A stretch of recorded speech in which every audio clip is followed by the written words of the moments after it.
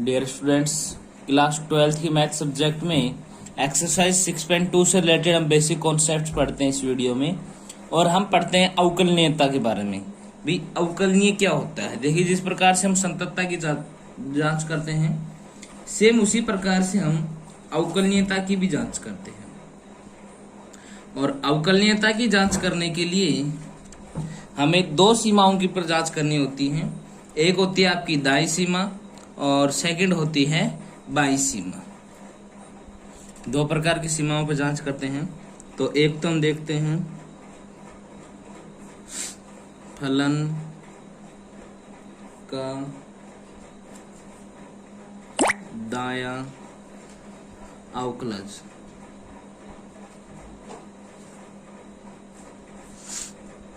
फलन का दायां अवकलज। दायां अवकलज से मतलब है कि बिंदु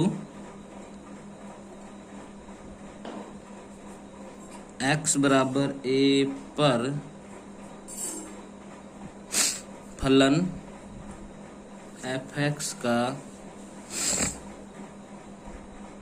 दायां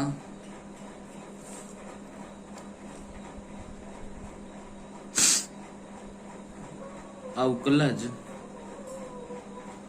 का मान, जिसे हम किससे बोलते हैं? R for right F dash A, यानी कि राइट अवकलज। फलन f है, उसका अवकलज यानी कि एफ डैश क्या होता है? इसे हम बोलते हैं एफ डैश ए प्लस 0। क्या सूत्र होता है इसका? Limit H tending to 0 F of A plus H minus F of A upon H.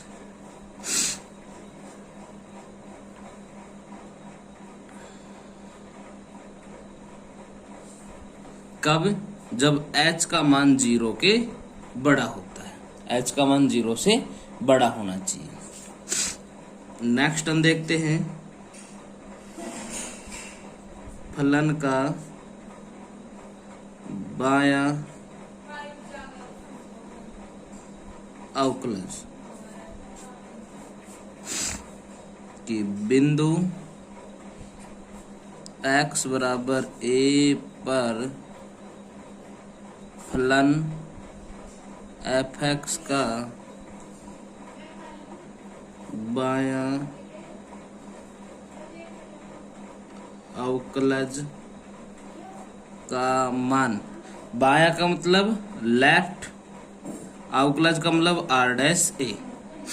क्या होगा कि एफ डैश ए माइनस 0। क्या सूत्र होता है इसका? कि limit H ending to 0 F of A minus H minus F of A upon minus h. और किस कंडीशन में? H is greater than 0। ये हो जाएगा फलन का बाया अवकलज। दाया अवकलज और बाया अवकलज दोनों हो गया। नेक्स्ट टॉपिक अपना अवकलनीय फलन।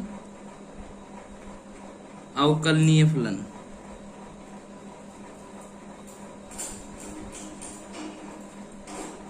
अवकलनीय फलन क्या होता है? यदि दायां अवकलज बराबर हो बायां अवकलज, यानी कि दायां अवकलज और बायां अवकलज बराबर हो, यानी कि limit H ending to 0 F of A plus H minus F of A upon H equal हो limit H ending to 0 F of A minus H minus F of A upon minus H के। यानी कि दायां अवकलज और बायां अवकलज बराबर हो तो फलन x बराबर a पर अवकलनीय होता है। तो ये जो दिया गया फलन होगा वो x बराबर a पर कैसे कहलाएगा? अवकलनीय फलन होगा। और नॉट इक्वल आ जाए तो अवकलनीय नहीं होगा, वाजिब सी बात है। नेक्स्ट हम देखते हैं कुछ महत्वपूर्ण परिणाम।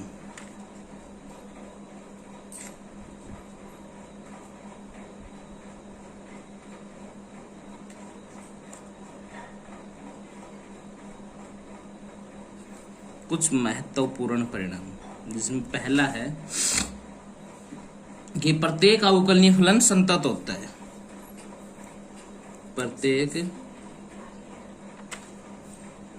अवकलनीय फलन संतत फलन होता है। इनके जितने भी अवकलनीय फलन होते हैं वो सभी संतत फलन होते हैं।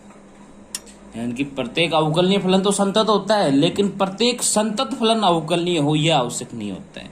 यानी कि जो अवकलनीय है वो 100% संतत होता है, लेकिन जरूर नहीं जो संतत होता है वो अवकलनीय भी हो। ये संतत फलन अवकलनीय हो भी सकता है और नहीं भी हो, कोई जरूरी बात नहीं होती है। देखिए इसने एग्जाम्पल से भी समझाया है कि मापांक फलन f(x) बराबर mod x है, यह x बराबर 0 पर संतत है, लेकिन यह आवश्यक नहीं है कि यह अवकलनीय नहीं है बेटा, क्योंकि x बराबर mod x, f(x) बराबर mod x मापांक फलन है, संतत तो है लेकिन अवकलनीय नहीं है। ये इसका एग्जाम्पल हो गया।